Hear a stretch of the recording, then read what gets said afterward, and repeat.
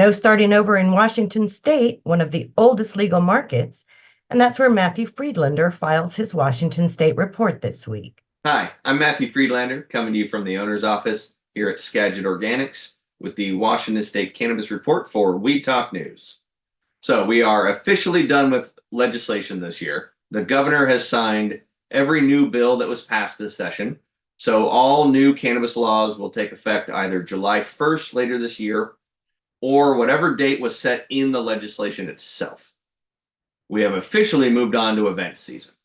Northwest Leaf just wrapped up their Leaf Bowl last weekend. That was a great event. Always good to see the cannabis community come together to celebrate each other and all of the great cannabis products and companies that are happening here in Washington. 420 is coming up, obviously. The day after that, 421, the Washington Sun and Craft Growers will be hosting their 8th annual Craft Cup. This is an awards event that's more focused on flower, specifically sun-grown outdoor flower. May 4th in Seattle, the Cannabis Freedom March will be taking place. This is actually a nationwide event.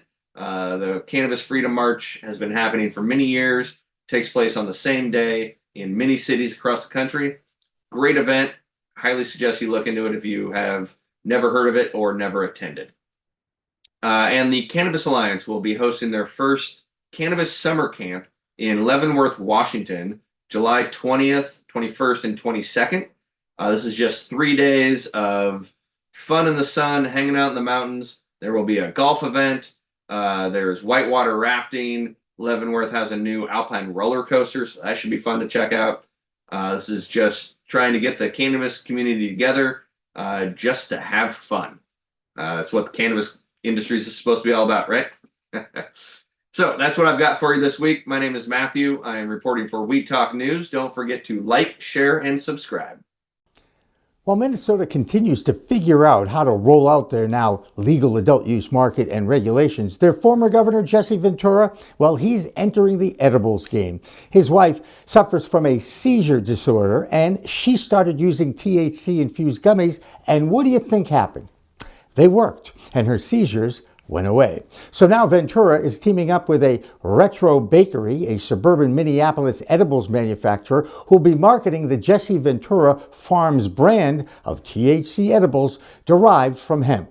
It is still going to be months before their state launches its own set of regulated products for sale to adults over the age of 21. But at last check, Amie Carter from Michigan is over 21, and she's back this week with the Michigan Cannabis Report. I'm Amie Carter from Michigan Weedsters with this week's Weed Talk News. The well-known Michigan brand Better Made is suing over 30 Michigan companies for copyright violations over the use of its trademark on packages of cannabis flower and edibles. The company is seeking financial relief and a ban on its trademark usage. Better Made reports it did not authorize the defendant companies to use its trademark in their sales. The lawsuit seeks monetary damages and an order banning the defendants from using Better Made trademarks in their websites, advertising, packaging, and manufacturing materials. The Michigan Cannabis Regulatory Agency announced that a Lansing cannabis business would surrender their processor license because it had been mixing legal and illicit products for their retail market. TAS Asset Holdings, which has also used the name Noble Road Company, has been closed since February 2023. Its licenses should not be renewed, reinstated, reissued, or reactivated, limited or otherwise at any future date, the CRA said. The affected marijuana products were marketed under the brand Fuego Extracts with the product name Space Rocks. Who else is ready for Hash Bash? Hash Bash is an annual cannabis-centered event held in Ann Arbor, Michigan, dating back to 1972. A collection of live music and speeches centered on the goal of reforming federal, state, and local marijuana laws. Kickoff is at high noon, and then make sure to visit the Monroe Street Fair just around the corner. I'm Amie Carter with Michigan Weedsters with this week's Weed Talk News. See you at Hash Bash! Over the past few months, senators and House reps have used their influence to try to sway the DEA to reschedule, if not totally deschedule, cannabis on the Controlled Substances Act. The executive branch of the U.S., led by President Joe Biden, is also trying to get the DEA to move towards a more fair approach to proper scheduling. However, the DEA is notoriously slow in making any changes to anything it is tasked with.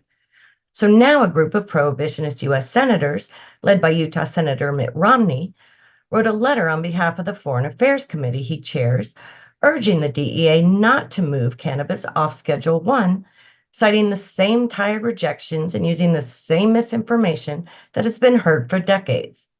In that letter, Senator Romney stated, "Any effort to reschedule marijuana must be based on proven facts and scientific evidence, not the favored policy of a particular administration, and account for our treaty obligations." Needless to say, this drew the ire of PCM founder Jimmy Young, who felt obligated to share his own thoughts about the senator's comments. I'm Jimmy Young, the founder of Pro Cannabis Media, and I don't know about you, but when I saw that quote by former governor of Massachusetts, Mitt Romney, the current Utah senator, I got really upset because once again, Senator Romney, you are not paying attention to the public and to the over 32,000 scientific and medical research studies on cannabis as a medicine. That's only over the past 10 years. This week, the Pew Research Group released another poll concluding that 78% of adults over 21 want the plant legalized. Senator Romney, you obviously did not do your due diligence before you wrote that letter to the DEA. You also show your ignorance when you start talking about the kids. Do you have any idea how many kids with epilepsy, autism, Crohn's disease, or a seizure disorder use this medicine right now? Because it works, and their prescribed Western pills don't.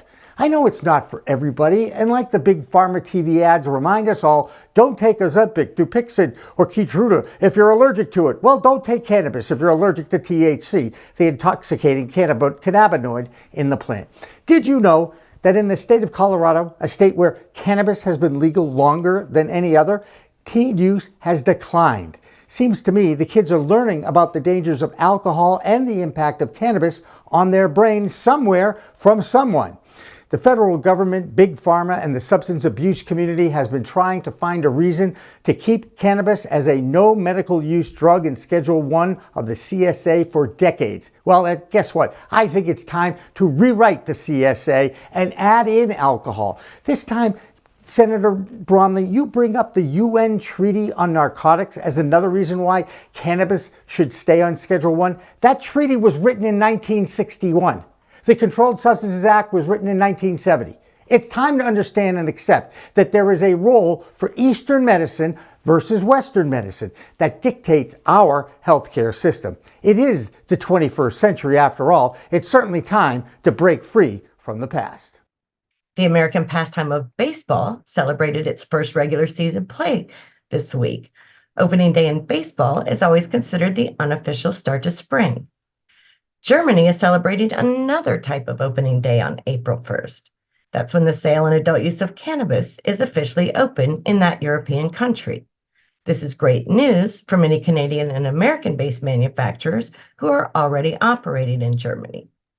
So what impact did it have on the cannabis stocks in the public trading world?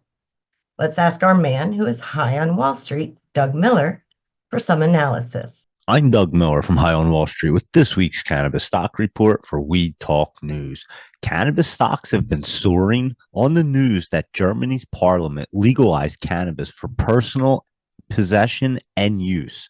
I recently did videos on Canopy Growth Corp, Aurora Cannabis, Curaleaf, and Tilray. I've been saying they were all looking good and setting up the run. I'm always amazed how the chart's set up 2 to 3 months before any event happens. And this is with every sector in any event. Canopy Growth is up over 111% profit since I showed the stock chart setting up. Aurora Cannabis did a reverse split since my video, but it's way up. Curaleaf and Tilray are both up over 30% since I mentioned they were setting up. And I mentioned SNDL on my stock page, and that's up over 38%. If you want to stay up to the minute on stocks and crypto, you can follow my social media pages at DougieFreshPicks.com. Let's take a look at Germany's law, which will take effect April 1st. Adults ages 18 and older may possess up to 25 grams of cannabis for personal use and store up to 50 grams at home. The law also permits cultivation of up to 3 cannabis plants for personal use and limited public consumption. Beginning July 1st, specialized cannabis clubs will be allowed to grow and dispense cannabis on a limited basis. We may continue to see the cannabis stocks moving up, especially if our country decides to legalize it. And that's this week's Cannabis Stock Report. Reporting for Weed Talk News, I'm Doug Miller. I'm Karen Black from Greenfinger Consulting with the Arizona Cannabis Report for Weed Talk News. Arizonans are bringing the fire. The state set another record with nearly $1.5 billion in cannabis sales in 2023, an increase of almost 5% over the year before, and the third consecutive year sales have reached $1.4 billion. Adult use accounted for 76% of total sales, up from 70%, which highlights the continuing downward trend of the medical market.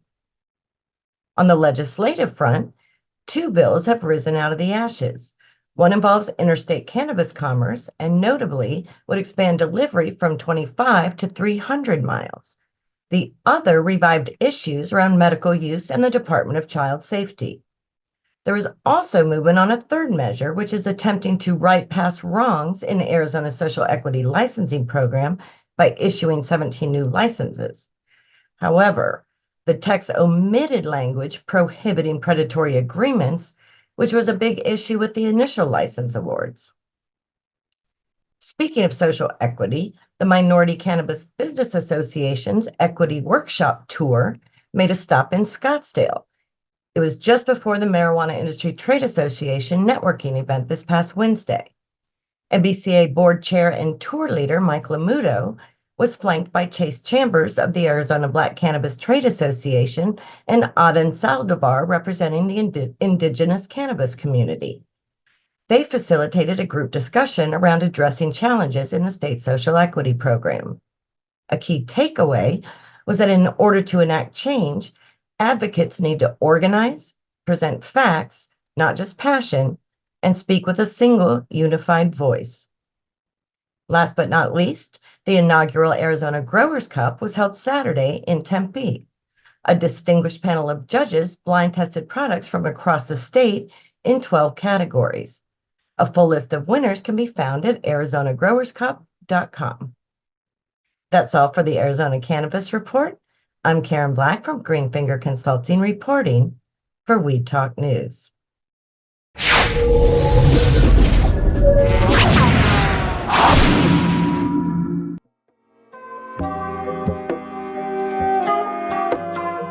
We're working on helping startups and companies that need relatively small amounts of money, meaning $500,000 or less.